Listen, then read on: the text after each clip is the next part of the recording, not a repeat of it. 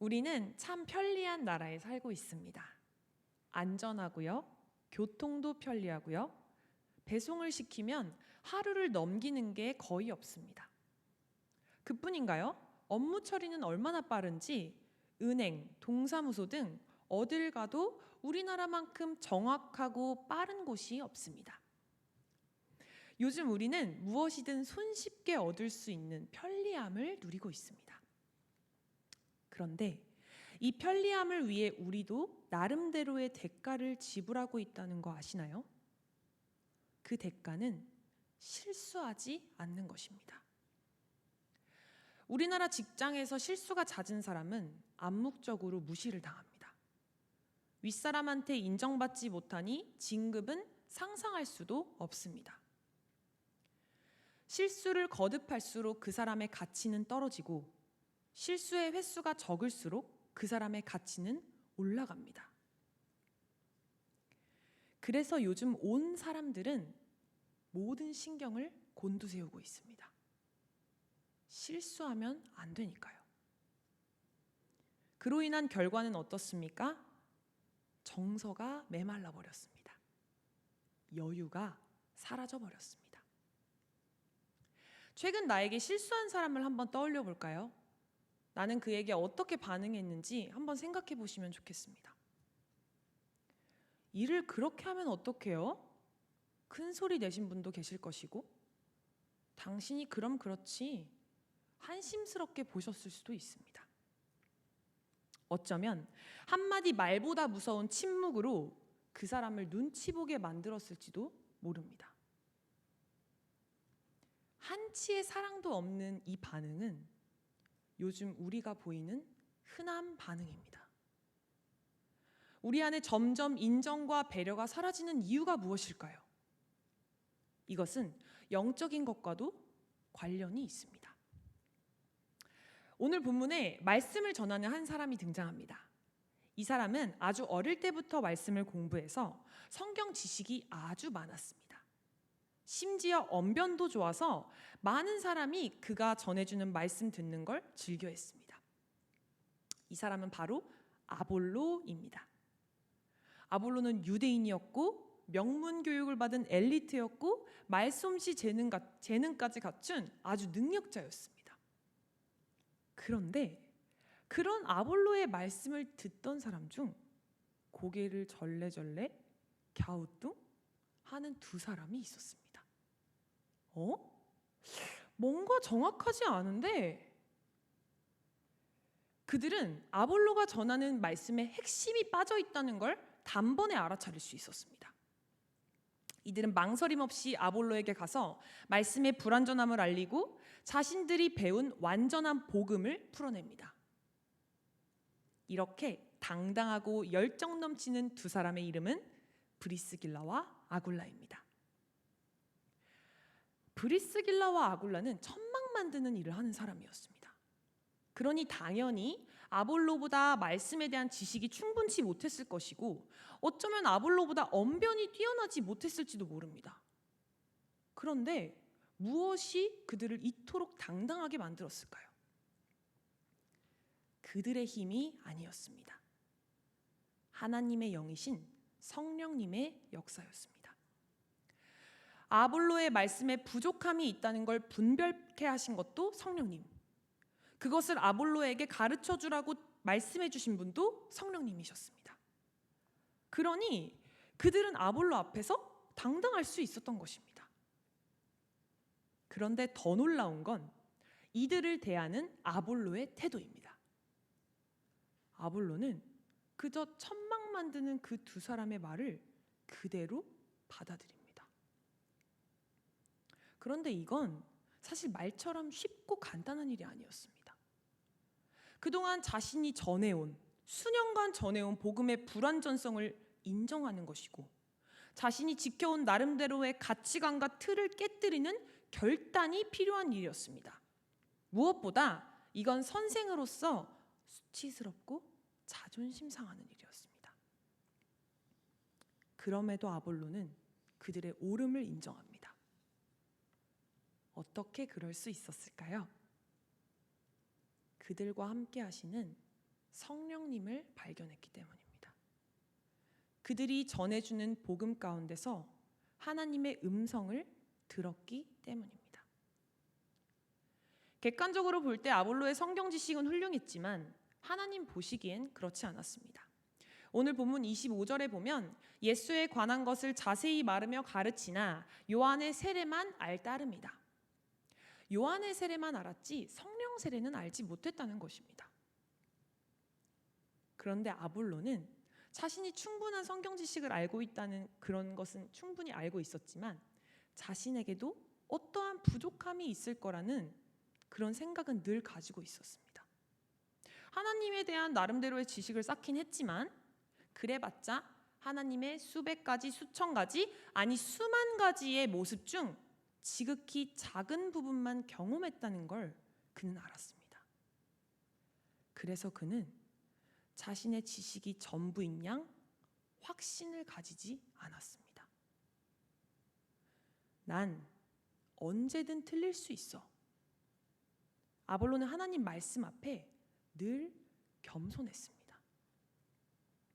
하나님께서 언제고 자신의 부족함을 채워주시길, 자신이 실수한 건 언제고 고쳐만 주시길 간절히 기다리던 사람이었습니다. 사랑하는 성도님들, 우린 이런 아볼로의 겸손함을 배워야 합니다. 겸손은 특별한 게 아닙니다. 5살짜리 어린아이의 말 한마디에서 하나님의 음성을 들을 수 있는 것, 스치듯 지나간 드라마에서 하나님의 마음을 깨달을 수 있는 것. 겸손한 사람은 날마다 다양한 모습으로 찾아오시는 하나님을 발견할 수 있습니다. 제 지인 중 하나님과 특별한 만남을 가진 그런 지인이 있는데요. 그 사람의 간증을 한번 소개하겠습니다. 가명을 태호라고 하겠습니다. 태호는 모태신앙으로 자라서 일요일이 당연히 교회 가는 날이었다고 해요. 어머니가 가라고 하니까 교회에 안 가면 집에서 잔소리에 숨을 쉴 수가 없어서 출석만 열심히 했다고 합니다. 그런데 이 어머니가 집에서 틈만 나면 주님이 하셨다, 주님이 주셨다, 주님의 은혜다, 계속해서 이런 말씀을 하셨대요. 처음에는 또 저러네 이렇게 끼워 맞추는 줄로만 알았는데 보니까 하나님이 하신 것 같기도 하고 이런 생각이 조금씩 들더래요. 그래서 궁금증이 생겼다고 합니다. 하나님이 진짜 살아계실까? 진짜 계시면 나도 한번 만나보고 싶긴 하네. 스치듯 무의식적으로 고백했다고 합니다. 이 태호가 중학생 때였기 때문에 학교에서 이렇게 수업을 듣고 있는데 꾸룩꾸룩 배가 아픈 거예요. 와, 이건 진짜 엄청난 사이즈다. 화장실을 가야 되는데 소심해서 손을 못 들겠더래요. 식은 땀을 뻘뻘 흘리면서 참고 또 참다가 부지직 똥이 나와버렸습니다. 우리 한번 상상을 해볼까요? 40명이 모인 교실 안에서 중학교 2학년이 대변을 봤습니다. 똥냄새! 옆에 짝꿍이 코를 막았어요. 그때 태호가 생각했답니다. 내 인생은 끝났구나. 난 이제 왕따를 당하겠구나. 난 이제 자퇴를 하겠구나. 여러 생각이 뒤얽히는데 그때 갑자기 퍽! 반에 있던 학생이 옆 친구한테 주먹질을 합니다. 반에 있던 모든 학생이 그 친구들에게 몰려들었어요. 태호는 이때다 싶어서 화장실로 달려갑니다. 그런데 화장실에 도착하자마자 딱 한 가지 생각만 들었대요. 뭐야? 하나님 살아계신가? 지금 이 제 지인은 30이 넘었는데 아직도 이 스토리를 얘기합니다. 누나, 난 그때만 생각하면 진짜 아찔해. 근데 지금 생각해도 그건 하나님이 하신 일이 분명해. 이분은 냄새나는 화장실에서 하나님을 발견했어요. 누군가는 웃을지도 모릅니다. 무슨 그런 데서 하나님을 만납니까? 이 이야기를 마칠 쯤 그 태호가 한마디를 했습니다. 묵직한 한마디를요. 누나, 이건 경험해 본 사람만 알아. 하나님의 손길을 기다리는 사람만이 그분의 손길을 발견할 수 있습니다. 하나님의 도우심을 구하는 자만이 그분의 일하심을 볼 수 있는 눈이 생깁니다. 하나님의 음성을 듣기 위해 귀 기울이고 있는 사람만이 그분의 음성을 들을 수 있습니다. 하나님 진짜 살아계신가? 그럼 나도 한번 만나보고 싶다. 하나님께서는 혼잣말처럼 고백한 태호의 기도를 기억하고 계셨습니다. 그래서 태호만이 알아차릴 수 있는 특별한 방법으로 그에게 찾아와 주신 것입니다. 그런데 만약 태호가 하나님에 대한 고민이 없을 때 이 사건을 경험했다면 어땠을까요? 운이 좋았네. 그저 인생의 재미있는 에피소드로 끝났을지도 모릅니다. 오늘 본문으로 돌아가 이 질문을 던져보겠습니다. 만약 아볼로가 스스로 하나님을 아는 지식이 충분하다 생각했다면 브리스길라와 아굴라가 전해주는 그 완전한 복음을 받아들였을까요? 아마 그들을 만나지도 않았을 것입니다. 즉, 동일한 하나님의 음성이 들려도 하나님을 기다리는 자에겐 응답이요, 기다리지 않는 자에겐 잔소리가 됩니다. 사랑하는 성도님들, 성도님들은 하나님을 사랑하시나요? 저도 무척이나 하나님을 사랑합니다. 마음은 하나님을 정말 사랑하는데 몸이 잘 따라주지 못할 때가 너무나 많습니다. 그런데 그건 우리가 게을러서가 아닙니다. 하나님께 순종하려 할 때마다 엄청난 영적 싸움이 있기 때문입니다. 사탄은 우리가 하나님 뜻대로 살도록 순순히 내버려 두질 않습니다. 기도를 할 때 유독 그거 했어야 되는데 해야 할 일이 떠오르는 것, 말씀을 읽는데 어제 그 사람이 나한테 왜 그렇게 말했지? 그 사람의 생각을 멈출 수 없는 것, 이것이 우연이 아니라는 말입니다. 로마서 7장 22절에서 23절을 제가 읽어드리겠습니다. 내 속사람으로는 하나님의 법을 즐거워하되 내 지체 속에서 한 다른 법이 내 마음의 법과 싸워 내 지체 속에 있는 죄의 법으로 나를 사로잡는 것을 보는도다. 아멘. 예수님을 믿는 사람은 두 번 태어나게 됩니다. 엄마 뱃속에서 우리의 육신, 즉 우리의 몸이 태어나고요. 예수 그리스도를 믿음으로 우리의 영혼이 태어납니다. 바울은 우리의 육신을 겉사람, 그리고 우리의 영혼을 속사람이라 칭하며 이렇게 말합니다. 우리의 영혼은 하나님의 법을 즐거워하는데 우리의 육신이 그것을 싫어한다. 그래서 둘이 싸운다.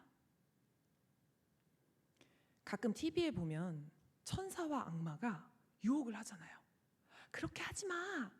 아니야, 그냥 그렇게 해. 우리가 보던 이미지, 그것이 실제 영적 전쟁으로 우리의 삶에서 벌어지고 있다는 것입니다. 우리는 매 순간 선택의 기로에 섭니다. 하나님 뜻대로 할까? 내 뜻대로 할까? 이 말을 다른 말로 하면 옳은 것을 선택할까? 편리한 것을 선택할까?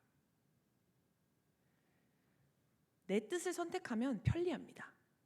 아주 쉽고 간단해요.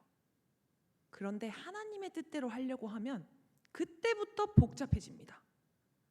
하나님의 뜻을 선택하려는 순간 우리 머릿속엔 자동으로 계산기가 돌아가기 때문입니다. 그런데 아무리 계산기를 두드려도 타산이 맞지 않습니다. 그러니 우린 고뇌의 시간을 갖기 시작합니다. 그런데 우리가 아무리 괴로워하며 고민해봤자 결론은 하나입니다.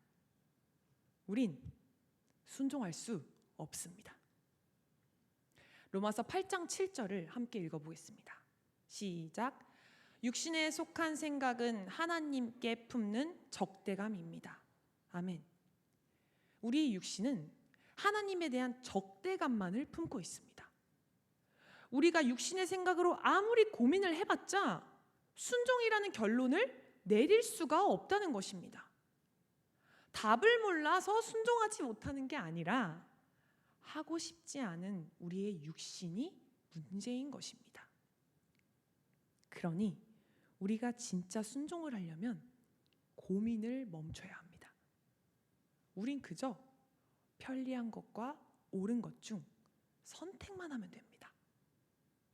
옳은 것이 하나님의 뜻이라는 건 이미 알고 있으니까요. 사랑하는 성도님들, 순종은 훈련입니다.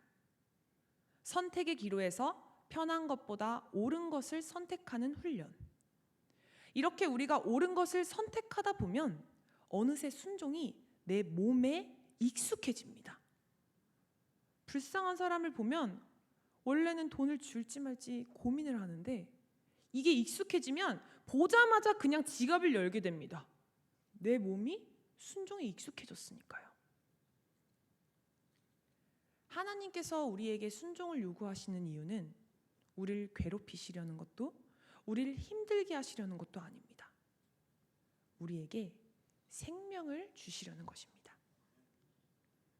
나밖에 모르는 이기적인 나에게 자비 베푸는 법을 가르쳐 주시고 변덕이 심한 나에게 충성이 무엇인지 알려주시고 화를 참지 못하는 나에게 온유함을 가르쳐 주시며 그분의 생명을 주시기 위함입니다. 너에게 사랑의 영을 준다. 너에게 화평의 영을 준다. 너에게 절제의 영을 줄게. 너의 죄의 습관들을 버리고 예수의 생명을 얻으렴.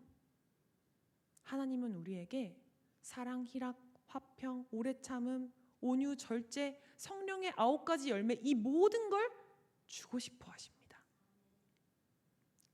오늘 본문 27절을 제가 읽어드리겠습니다.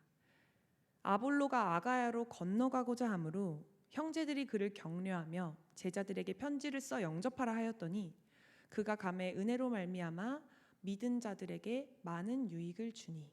아멘. 아볼로는 자신의 고집을 버리고 예수 그리스도를 얻었습니다. 그의 자존심을 버리고 예수 그리스도를 얻었습니다. 그렇게 그리스도를 얻은 아볼로는 많은 사람에게 유익을 주는 예수님을 닮은 사람이 되었습니다. 그 유익은 아볼로의 노력으로 말미암음이 아니었습니다.